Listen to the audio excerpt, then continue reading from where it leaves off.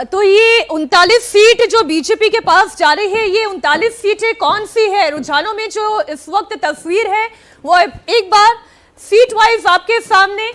शुरुआत जरा यहां से करते हैं। बागपत, गाजियाबाद, गौतम बुद्ध नगर, बुलंदशहर, अलीगढ़, हाथरस, मथुरा और आगरा, ये सीधे सीधे एनडीए के पास जाती दिखाई दे रही है। इसमें अमरोहा, मेरठ, कैराना और बिजनौर को भी आप इंक्लूड कर लें।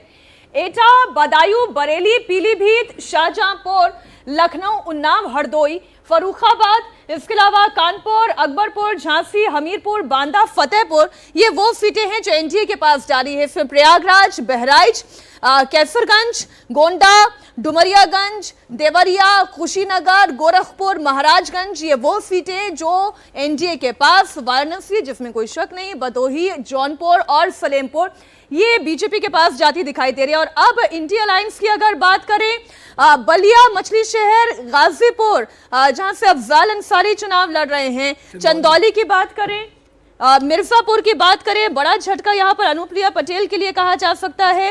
रॉबर्ट्सगंज, जहां से अपना दल की उम्मीदवार थी, यहां पर भी झटका, समाजवादी पार्टी के कैंडिडेट आगे चल रहे हैं। बस्ती, संत कबीर नगर, बांसगांव, लालगंज, आजमगढ़, घोसी, यहां पर भी समाजवादी पार्टी, और बांसगांव जहां से कांग्रेस पार्टी आगे चल रही है। कांग्रेस पार्टी का इसलिए भी ये रिकॉर्ड देखना इंटरेस्टिंग है क्योंकि पहले ये कहा जा रहा था कि एक रायबरेली के अलावा कांग्रेस और कहीं अच्छा परफॉर्म नहीं कर पाएगी, लेकिन बांसगांव, इसके अलावा बाराबंकी, जहां पर कांग्रेस पार्टी लीड कर रही है। अयोध्या, बड़ी हैरान कर देने वाली ये ट्रेंड है।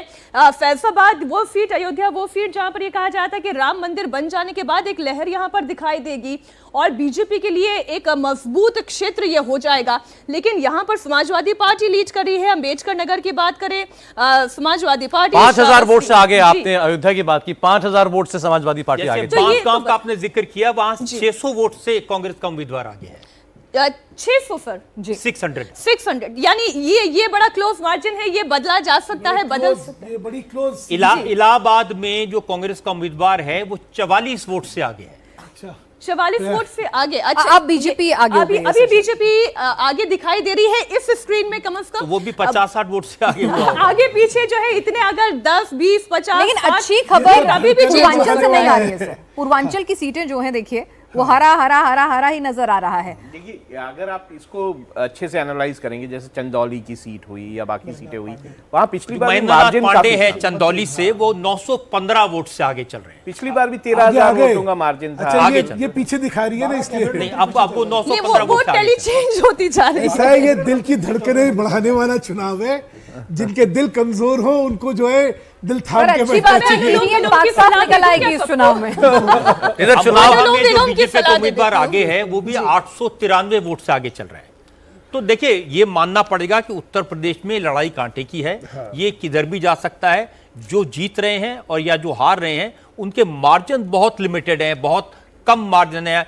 600 वोट, 800 वोट, 900 वोट, तो ये पाला किधर भी जा सकता है। क्या लेकिन इसमें एक और चीज भी होती है कि किस इलाके के वोट जो हैं पहले काउंट। देखिए, लेकिन मोटी बात क्या है कि बीजेपी को जिस तरह की सफलता की उम्मीद उत्तर प्रदेश में थी, वो सफलता नहीं मिली है।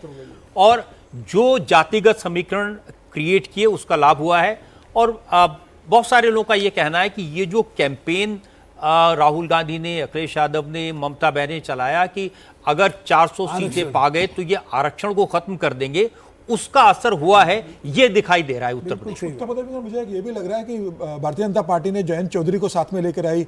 भारतीय जनता पार्टी, अनुप्रिया पटेल भारतीय जनता पार्टी के साथ थी। अनुप्रिया पटेल भी दोनों सीटों पे पीछे, हाँ वो पीछे चढ़े। इसके अलावा भारतीय जनता पार्टी ने, जयंत चौधरी को फायदा हुआ, 2 सीटों पर आगे चल रहे हैं। हाँ, मतलब भारतीय जनता पार्टी ने, मायावती अलग चुनाव लड़ रही है, मतलब इतना बड़ा सामाजिक गठबंधन तैयार करने के बाद भी भारतीय जनता पार्टी का प्रदर्शन उस हिसाब से बिल्कुल नहीं हो रहा जो भारतीय जनता पार्टी को लग रहा था कि सारे समीकरण जोड़ लेंगे तो हम 80 में से 75 सीटें जीतने की स्थिति। आरक्षण वाले मुद्दे पे दलित वोट बैंक को रजत जी अपने से छिटका गई बीजेपी, और इसीलिए कई ऐसी सीटें हैं जिन पे दलित डोमिनेंस है, वो साफ ये उत्तर प्रदेश में दिखाई दे रहा है कि अगर ये लोगों के दिमाग में इंप्रेशन बैठ गया कि बीजेपी 400 सीटें पा गई तो आरक्षण को खत्म कर देगी, दलितों को, SC ST को, पिछड़ों को नुकसान होगा, तो ये असर हो सकता है।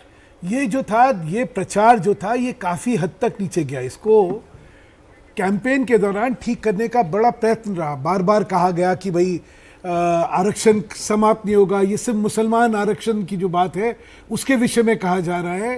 लेकिन वो जो अविश्वास इसके कारण जो कहीं हुआ। बीएसपी का जो वोट बहुत- था वो शिफ्ट वो भी हुआ वो है। और भाजपा को नीचे ओबीसी में उसमें काफी नुकसान दिख रहा है कि देखिए यूपी में नहीं तो ये इसका विश्लेषण करके इसका कोई तार्किक जवाब निकलेगा नहीं। देखिए अभी तो हम पेरिफेरल बातें कर सकते हैं कि ऐसा हो सकता है, लेकिन जब तक पूरे आंकड़े ना हो, नंबर्स ना हो, परसेंटेज ना हो, लेकिन अभी तो हम सिर्फ वो बातें लग करें रहा जो है चुनाव के दौरान हम इधर उधर सुनते थे। एक सवाल यानी ये मुस्लिम और यादव वोट बैंक तो कंसोलिडेट रहा, लेकिन बाकी जो हिंदू वोट बैंक था उसमें बिखराव है, वो क्लियरली दिखाई दे रहा है। स्वाभाविक तौर पे कि वो जात पे बटा और जात की राजनीति जो है वो आगे आ गई। कोई काउंटर पोलराइजेशन ये दिख रही महाराष्ट्र के अंदर ये बहुत स्पष्ट दिख रहा है। महाराष्ट्र के अंदर वंचित बहुजन आघाड़ी प्रकाश अंबेडकर की वो बहुत अच्छा दलितों का वोट लेकर जाती थी, और आप विदर्भ में देखिए, विदर्भ में कांग्रेस बहुत अच्छा प्रदर्शन कर रही है।